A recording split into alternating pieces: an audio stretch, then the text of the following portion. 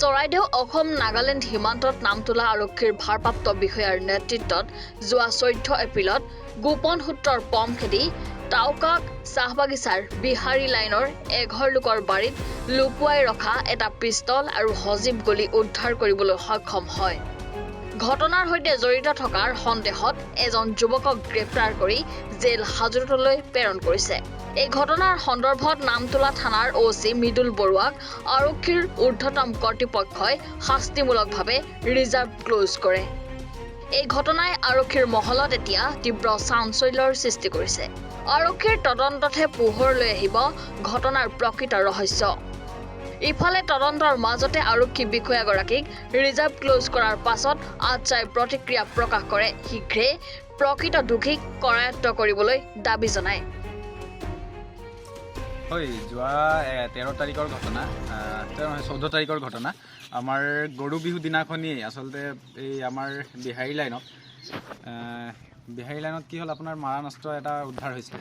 আৰু সেই মাৰণাস্ত্ৰ যেতিয়া উদ্ধাৰ হ'ল, তেতিয়া সেই বস্তুটো মানে গোটেই তদন্তটো যেনেধৰণে হ'ব লাগিছিলে, ক'ৰ পৰা আহিলে, কোনে আনিলে, সেই সঠিক তদন্ত এটা নোহোৱাৰ কথা আমি ইতিমধ্যে গম পাইছোঁ।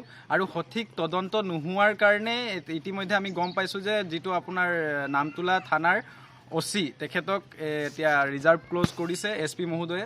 গতিকে মই এটাই আহ্বান জনাব বিচাৰোঁ SP মহোদয়লৈ যে অনতি পলমে যাতে এই ঘটনাটো উচিত তদন্ত এটা কৰক, যাতে আমাৰ এই অঞ্চলৰ, আমাৰ এই অসমীয়া মানুহবিলাক যাতে এনেধৰণে শংকাত জীয়াই নাথাকক। কাৰণ আজি এই অঞ্চলবিলাকত যি চাহ শ্ৰমিকবিলাক থাকে, এই চাহ শ্ৰমিকবিলাক সহজ সৰল, তেওঁলোকে এনেধৰণৰ ঘটনাবিলাকৰ পৰা প্ৰায় দূৰত থাকিব বিচাৰে। আৰু তেনে সময়ত কোনোবা দুষ্কৃতিকাৰী এজন আহি পেলাই তেওঁলোকে এনেধৰণৰ মানে আমাৰ চাহ শ্ৰমিকৰ ওপৰত এনেধৰণৰ মানে অত্যাচাৰ চলাব, সেই কথাটো কিন্তু আমি অসম চাহ জনজাতি ছাত্ৰ সন্থাই কেতিয়াও সহ্য কৰিব নোৱাৰিম। গতিকে আমি SP মহোদয়ক এটা আহ্বান জনাব বিচাৰোঁ, এই ঘটনাটো উচিত তদন্ত হ'ব লাগে। দুষ্কৃতিকাৰীক তেওঁলোকে অনতি পলমে কাৰায়ত্ব কৰিব লাগে। আৰু যিসকল ইয়াৰ লগত সংঘটিত হৈ আছে গোটেইবিলাককে তেওঁলোকে মানে কাৰায়ত্ব কৰিব লাগে, সেইটোৱে আমি